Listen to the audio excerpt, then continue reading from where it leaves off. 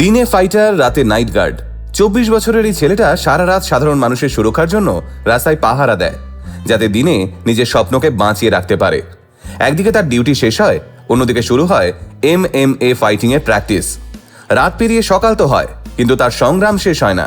না, এই গল্পটা কোনো সিনেমার নয়, এটা উত্তরাখণ্ডের মুন্সিয়ারির ছেলে ভিকি সিং তোমকিয়ালের বাস্তব জীবন। 24 বছরের ভিকি এখন দেরাদুনে থাকেন এবং নিজেকে পেশাদার MMA ফাইটার হিসেবে প্রতিষ্ঠিত করতে প্রতিদিন লড়াই চালিয়ে যাচ্ছেন।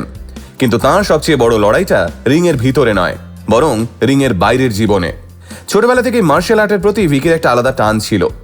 একদিন ভারতের হয়ে বড় মঞ্চে MMA ফাইট করবে, এই স্বপ্ন নিয়েই বড় হয়েছে সে। কিন্তু কি জানেন, স্বপ্ন যত বড়, তার বাস্তবটা ততটাই কঠিন। MMA এমন একটা খেলা যেখানে শুধু ইচ্ছে শক্তি থাকলেই হয় না, দরকার ভালো কোচিং, আধুনিক জিম, প্রপার ডায়েট, সঙ্গে সেফটি ইকুইপমেন্টস এবং নিয়মিত চেক আপ। সবকিছু মিলিয়ে প্রচুর খরচ, আর সেই খরচ চালানোর মতো সামর্থ্য তার পরিবারের ছিল না। কিন্তু ভিকি হার মানেনি, বরং সে সিদ্ধান্ত নেয় স্বপ্নের জন্য কারো উপর বোঝা হবে না। তাই নিজের খরচ চালাতে ভিকি কখনো ম্যারেজ হলে, কখনো আবার শপিং মলে নাইট গার্ডের কাজ করেন।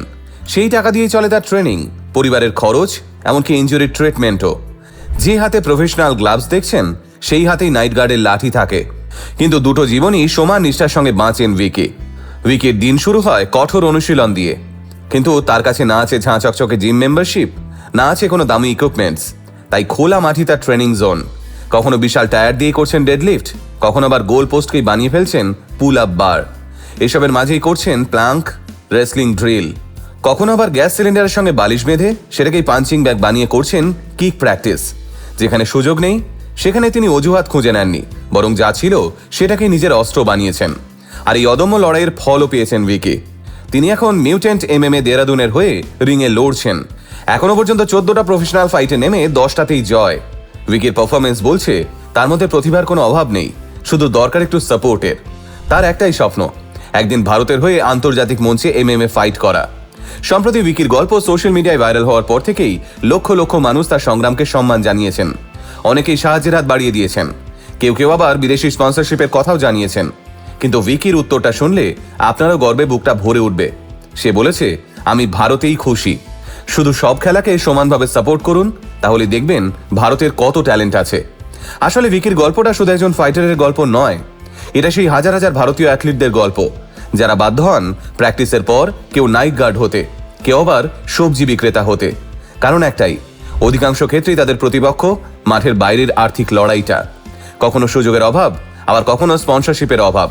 আর এখানেই একটা প্রশ্ন উঠে আসে, আমরা যখন আন্তর্জাতিক মঞ্চে ভারতের জন্য পদক চাই, তখন কি সেই স্বপ্ন দেখা খেলোয়াড়দের যথেষ্ট সুযোগ দিই? সরকার, কর্পোরেট প্রতিষ্ঠান আর সমাজ সবাই যদি ক্রিকেটের বাইরেও অন্যান্য খেলাগুলোর দিকে সমান নজর দেয়, তাহলে হয়তো আরো অনেক ভিকি সিং তোমকিয়াল সামনে আসবে। কারণ প্রতিভা গ্রাম শহর থেকে জন্মায় না, তাই দরকার সঠিক সুযোগ আর ভরসার।